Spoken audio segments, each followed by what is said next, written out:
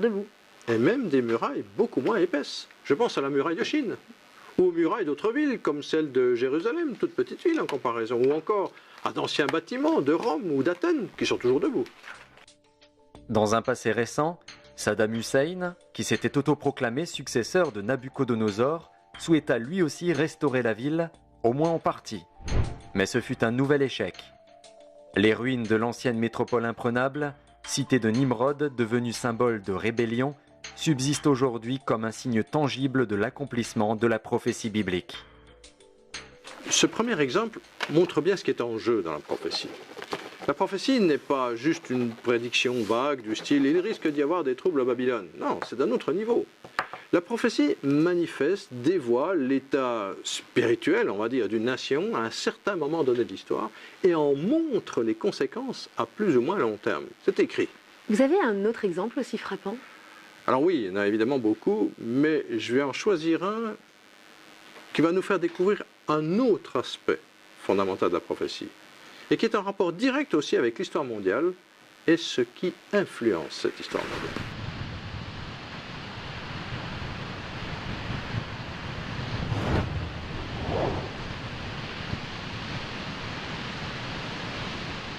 Remontons à nouveau le cours de l'histoire et intéressons-nous à une autre prophétie vraiment extraordinaire. La ville de Tyr, selon Hérodote et les découvertes des archéologues, aurait été fondée vers 2750 avant Jésus-Christ, une cité extrêmement ancienne qui a traversé les âges. Tyr fut dans l'Antiquité un port, d'abord établi sur le continent puis déplacé sur un îlot rocheux, mieux protégé contre les envahisseurs. La partie continentale de la ville, en bord de mer, exista parallèlement au port sur l'île voisine. La Bible mentionne Tyr vers l'an 1000 avant Jésus-Christ comme fournisseur de matériaux pour la construction du temple de Jérusalem par le roi Salomon. Au cours des 2 siècles suivants, Tyr connut un essor considérable et devint le principal port de la Méditerranée au point d'être surnommée la Reine des mers. Il y a le commerce des Philistins qui bat son plein et le chapitre 27 d'Ézéchiel est une étude littéraire stupéfiante parce que Ézéchiel semble être extrêmement bien documenté. Il mentionne plus de 30 nations qui commercent avec Tyr et on a presque une volonté exhaustive de mentionner tous les articles de commerce que Tyr utilisait. Ces commerçants sillonnaient la Grande Bleue et atteignirent même les côtes atlantiques. Leur influence fut telle qu'ils fondèrent des comptoirs et des colonies sur le pourtour méditerranéen, parmi lesquels il faut citer la Grande Carthage fondée vers 815 avant Jésus-Christ. À cette époque, Tyr connut une grande prospérité économique grâce aux produits de ses colonies et à sa propre industrie, comme celle du verre et de la pourpre. Le rayonnement de Tyr fut également culturel et les commerçants tyriens, en même temps que leurs marchandises, répandirent l'alphabet phénicien, alphabet légué plus tard aux Grecs, origine de notre alphabet actuel. Tyr pratiquait assidûment divers cultes aux divinités. La Bible rapporte que 150 ans plus tard, une certaine Jézabel, fille du roi de Tyr fortement engagée dans l'idolâtrie et la magie, épousa Akab, un roi corrompu d'Israël. Ensemble, ils incitèrent les Israélites à se détourner de Dieu, de l'Éternel et à pratiquer l'occultisme. D'après la mythologie, Europe était le nom de la fille du roi de Tyr. Est-ce qu'on sait pourquoi ce nom a été donné à notre continent? Pas précisément. Il faut savoir que dans la mythologie grecque, Europe était aussi nommée l'Astarté lunaire. Et quand on sait qu'Astarté était la même qu'Ishtar, encore appelée Aphrodite ou Vénus, bon, mais il faut quand même rester très prudent quant aux conclusions qu'on pourrait en tirer. Ok, alors contentons-nous de l'histoire. Exactement. Vers 724 avant Jésus-Christ, les Assyriens envahissent la région. La ville de Tyr, la partie côtière et le port, vont passer sous domination assyrienne, mais le commerce va continuer. Au siècle suivant, un autre prophète, Ézéchiel, fit une prophétie absolument unique dans l'histoire humaine. Il déclara « Car ainsi parle le Seigneur l'Éternel. Voici que j'amène à Tyr, venant du nord, Nabuchodonosor, roi de Babylone, roi des rois, avec chevaux, chars et cavaliers, une troupe et un peuple nombreux. Tes filles qui sont dans la campagne, il les tuera par l'épée. Il démolira tes tours avec ses machines. Des sabots de ses chevaux, il foulera toutes tes rues. Il tuera ton peuple par l'épée, il jettera à terre tes stèles colossales. On prendra tes richesses comme butin, on pillera tes marchandises, on abattra tes remparts, on démolira tes maisons luxueuses, on jettera à l'eau tes pierres, ton bois et ta poussière. Je ferai de toi un rocher nu, tu deviendras un séchoir à filets et tu ne seras plus rebâti, car moi, l'Éternel, j'ai parlé. » Nabuchodonosor vint effectivement assiéger la ville. Tyr, la ville côtière, protégée par une imposante muraille, subit un siège interminable de 13 longues années. Finalement, La cité côtière tomba, elle fut détruite et sa population dut se soumettre. On sait historiquement, par exemple Flavius Joseph, historien juif, qu'il y a eu en effet le siège de Tyr par Nabuchodonosor qui était extrêmement long et pénible. Ça a duré de 585 jusqu'à 572, 13 années de labeur. Et en fait, ça a épuisé l'armée du roi babylonien. La cité côtière tomba et la première partie de la prophétie se réalisa. Mais Tyr, la partie insulaire avec son double port et sa flotte puissante, occupait une telle position stratégique et existait depuis si longtemps que rien ne pouvait faire cesser son influence. La prophétie semblait irréalisable. 10 années passèrent, puis 20, la prophétie tomba dans l'oubli. Un siècle entier passa, puis un second. Tyr régnait sur les mers, faisait du commerce, adorait ses dieux, dont le célèbre Héraclès, fils de Zeus. Avec sa puissante flotte, des marins expérimentés et la protection des hauts fonds et des murailles, Tyr semblait imprenable, tout comme Babylone. Va-t-on assister à la même déchéance lente et la même fin que Babylone? Non, cette fois, c'est un scénario complètement surréaliste qui va se mettre en place. Les siècles passent et l'empire babylonien fait place à la suprématie des Perses. Puis arrive sur la scène mondiale un conquistador incroyable, un homme qui mène des guerres éclairs. Alexandre le Grand. Exactement. C'est l'arrivée fracassante du pouvoir grec, une armée puissante, rapide, et menée par un général hors pair. Le corps d'Ézéchiel n'était plus que poussière lorsqu'en 334 avant Jésus-Christ, Alexandre se lança dans une guerre éclair pour contrôler tous les pays alors sous domination perse. Ce général impétueux savait qu'il ne pourrait pas conquérir l'Égypte s'il ne neutralisait pas d'abord le port de Tyr, qui abritait à l'époque la plus grosse partie de la flotte perse. De plus, Alexandre, très superstitieux, voulait impérativement faire une offrande au dieu de Tyr, Héraclès, pour s'en attirer les faveurs. Cette double raison, stratégique et mystique, le poussa à l'offensive contre Tyr. Rapidement, il dut se rendre à l'évidence que la prise de l'île était quasiment impossible. À chaque tentative, son armée subissait de lourdes pertes. Dès qu'ils approchaient l'île, ils se faisaient bombarder depuis le haut des murailles par des masses de sable brûlant. Les Tyriens leur envoyaient des navires enflammés et des plongeurs attaquaient les bateaux qui s'approchaient. Alexandre eut alors une idée incroyable. Puisqu'il avait soumis la ville côtière, il donna l'ordre à son armée d'en abattre les bâtiments et d'utiliser les ruines, le matériau, le bois, les pierres et tout ce qu'il trouverait, de tout jeter à l'eau et d'en faire une digue jusqu'à l'île. Ce fut un travail de forçat. Il fallut jeter à la mer des tonnes de matériaux pour relier l'île à la terre par une digue de 800 mètres édifiée au milieu des eaux. Ce qu'ils faisaient le jour était détruit par les Tyriens la nuit. Plus ils avançaient, plus l'eau était profonde et il leur fallait des tonnes et des tonnes de gravats que le courant disloquait aussitôt. Ce fut une guerre sans merci entre l'empereur grec et la reine des mers, combat de titans.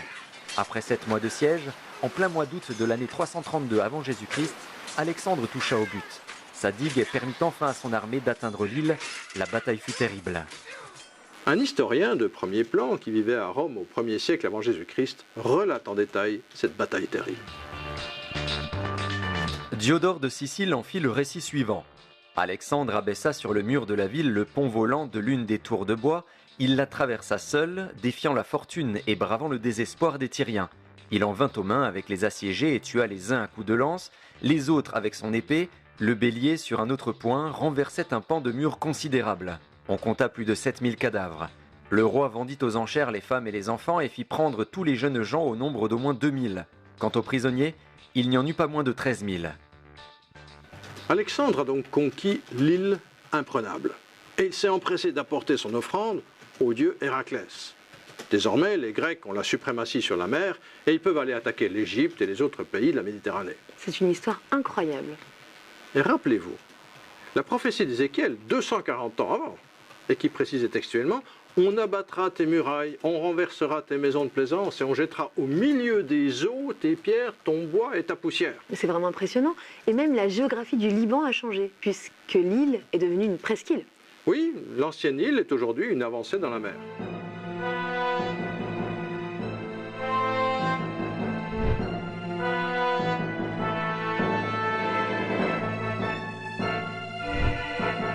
Mais avant d'en arriver à l'autre grand point important, juste en passant un détail de langage. Le texte dit « Je ferai de toi un rocher nu, un lieu où en étend les filets, tu ne seras plus rabattu. » Or, aujourd'hui, l'île, avec son port, est devenue une presqu'île, et on y trouve des immeubles, des rues et des maisons. Est-ce que ça contredit la prophétie? Puisque le texte disait « Tu ne seras plus rabattu » alors qu'on y trouve des constructions. En fait, Ce que la prophétie annonçait, c'était que le grand port qui dominait la Méditerranée allait totalement et définitivement disparaître.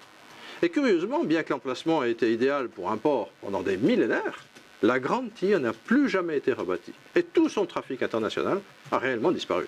Ce qui me frappe, c'est qu'on est dans le surnaturel et en même temps dans l'histoire. Il y a d'ailleurs un autre prophète, Zacharie, qui lui a vécu la première attaque, celle de Nabuchodonosor sur la ville côtière. Ah oui, c'est intéressant, que dit-il? Puisqu'à son époque, Tyr avait déjà subi l'attaque de Nabuchodonosor, il aurait pu passer à autre chose. Mais pas du tout. Il a même confirmé que pour Tyr, ce n'était pas fini. En 520 avant Jésus-Christ, il prophétise lui aussi que la ville doit être jetée dans la mer.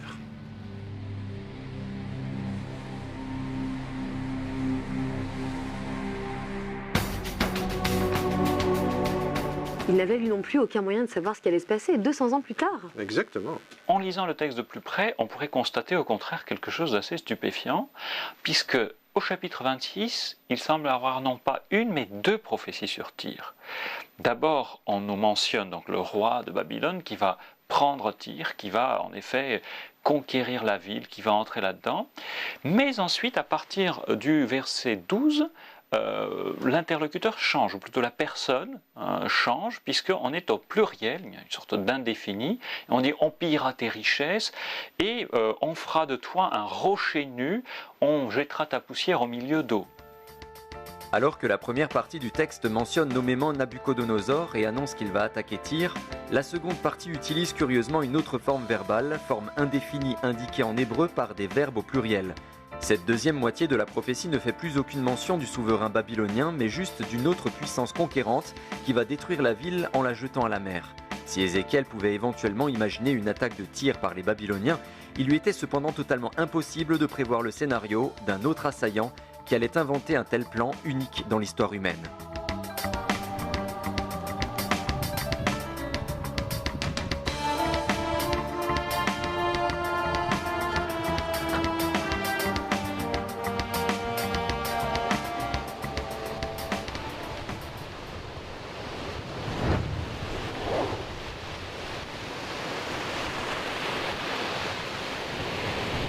Dans un autre passage, Ézéchiel semble lever un coin du voile sur l'invisible.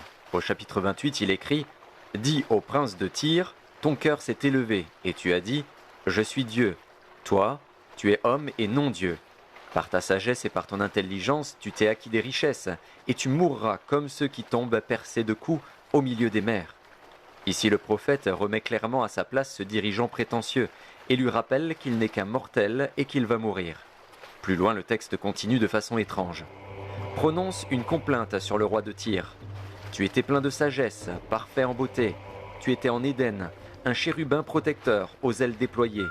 Tu as été intègre dans tes voies, depuis le jour où tu fus créé jusqu'à celui où l'iniquité a été trouvée chez toi. Je te précipite de la montagne de Dieu et je te fais disparaître, chérubin protecteur. Ici encore un détail du texte a attiré l'attention des spécialistes. Il s'adresse d'une part au prince de Tyr, au chapitre 28, verset 1, et ensuite il s'adresse au roi de Tyr, au chapitre 28, verset 11. Alors on sait historiquement que, entre grosso modo 590 jusqu'à 574 avant Jésus-Christ, il y avait un roi, Itobal III, qui avait régné à Tyr. On n'a pas connaissance d'une corrégence, d'un double règne. Historiquement, il n'y eut à cette époque qu'un seul dirigeant de Tyr, désigné dans le texte sous le titre de prince de Tyr. Celui qui est appelé roi de Tyr, dans le texte, non seulement n'a pas de réalité historique connue, mais est décrit en des termes qui le situent clairement hors du monde des humains. On pourrait voir dans cette espèce de double annonce comme une sorte de procédé littéraire où le visage du prince de Tyr se transforme peu à peu en masque pour présenter le roi de Tyr, comme si le prophète remontait du pouvoir visible à un degré plus haut, au pouvoir invisible qui se cacherait derrière la réalité physique. La terminologie utilisée montre le caractère surnaturel de ce personnage. Tu étais, en Éden, le jardin de Dieu. Tu étais un chérubin protecteur aux ailes déployées. Je te précipite de la montagne de Dieu et je te fais disparaître, chérubin protecteur. On a au Louvre la stèle d'Eannatum, un roi sumérien, un roi de Lagash, qui donc présente les exploits de ce roi, et ça date de 2450 avant Jésus-Christ, donc c'est bien plus ancien que la prophétie sur Tyr. On a une phase historique, où on a les exploits du roi Eannatum, etc., comment il a conquis, comment il a eu la victoire sur ses ennemis. Et l'autre face, dite mythologique, présente le dieu Ningirsu, la divinité tutélaire, la divinité de ce roi Eannatum, qui combat en même temps les ennemis d'Eannatum. C'est comme si le combat physique correspondait en même temps à un combat spirituel, et le dieu de Ningirsu était plus fort. Tyr fut dirigé au plan humain par un homme doté de grandes capacités militaires et commerciales, mais le texte biblique mentionne clairement derrière ce dirigeant une entité spirituelle qui poussait la population au culte des démons. Par les rites occultes et le paganisme qui imprégnaient sa vie quotidienne, ce grand port phénicien fut la tête de pont d'une influence considérable sur le pourtour méditerranéen. Grâce à Ézéchiel, c'est donc toute la scène qui s'éclaire. Et vu la précision de ce qu'il prédit, on ne peut guère le taxer de rêveur mystique. C'est vrai qu'à notre époque rationnelle, ça sonne plutôt bizarrement. Pas tant que ça. Les théologiens expliquent que l'homme est d'abord un être spirituel. Ce n'est peut-être pas politiquement correct, mais il faut avouer qu'aujourd'hui, on n'arrête pas de parler de spiritualité. Vous pensez que les gens y croient? Bien sûr, mais il ne faut pas le dire. Aujourd'hui, on consulte son thème astral ou une voyante sur l'ordinateur ou le smartphone, et personne ne le voit. Ça paraît high-tech, mais la croyance est exactement la même qu'à Babylone. Dans un autre registre, des foules d'ingénieurs ou de managers archi-diplômés participent à des séances organisées dans le cadre de leur entreprise. On leur parle de certaines énergies qui n'ont pas vraiment de réalité physique, de sensibilité extrasensorielle, etc. Puis il y a les films et même des séries TV entières qui sont consacrées aux phénomènes paranormaux.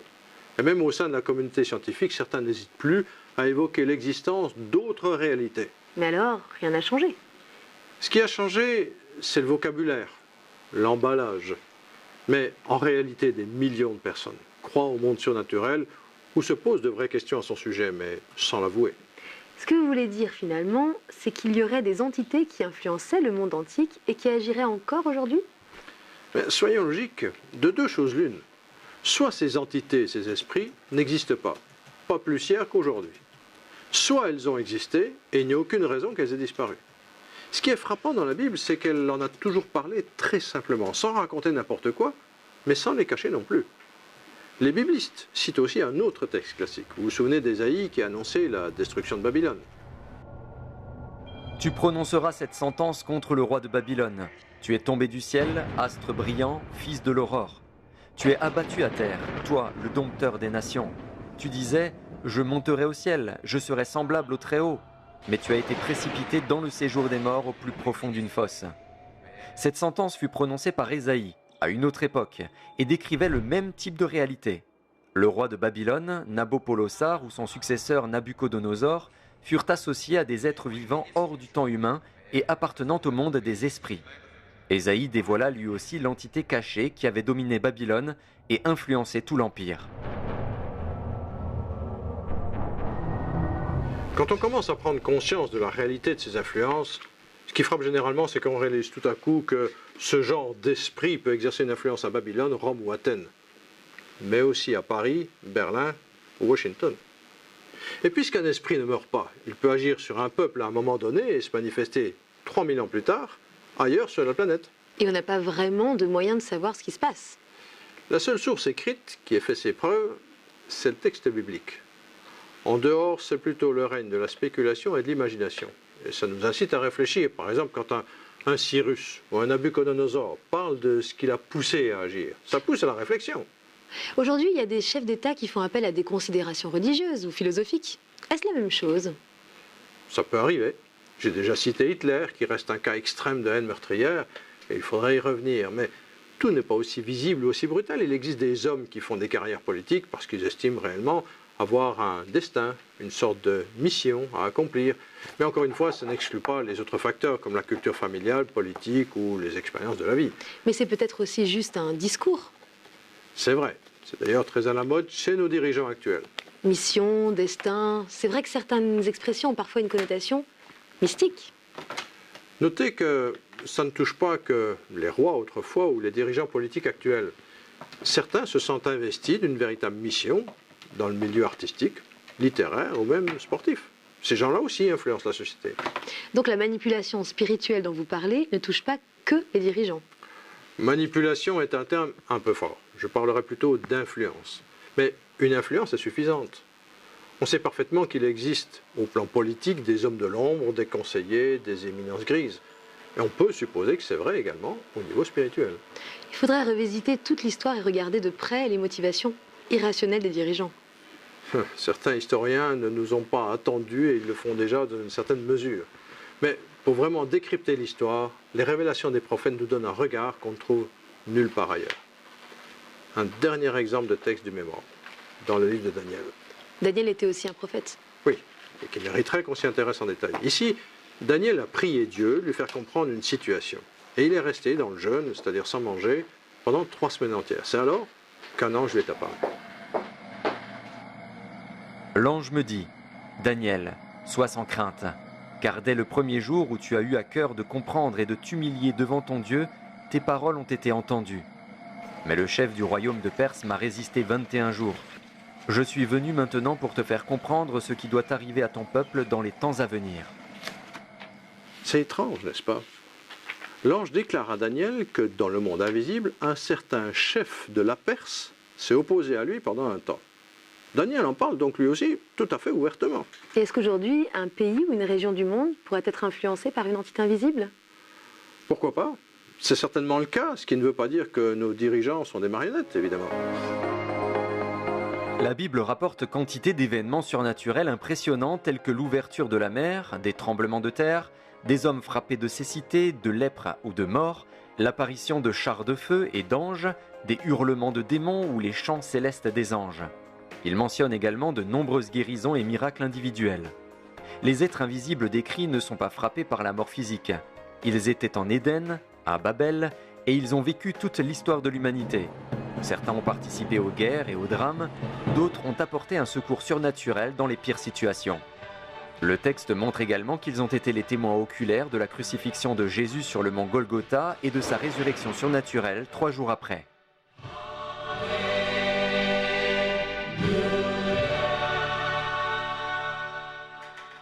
L'avenir reste toujours ouvert, surtout au niveau personnel. Mais c'est vrai aussi qu'il ne faut pas se boucher les yeux. Je vous propose un autre exemple de texte prophétique d'une tonalité inverse.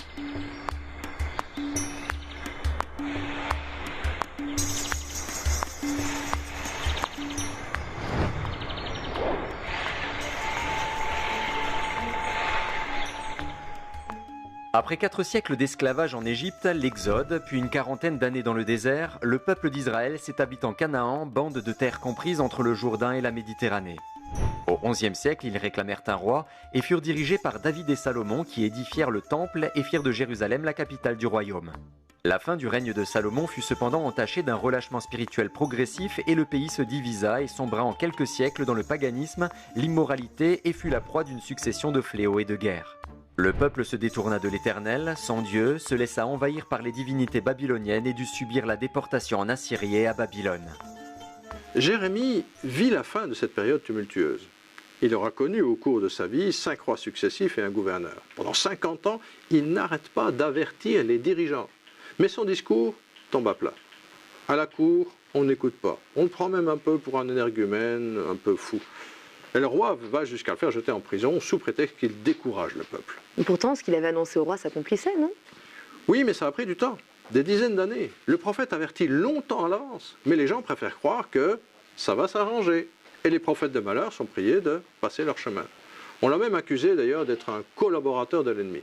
Et qu'est-ce qui s'est passé? À son niveau personnel, il a vécu la prise de Jérusalem.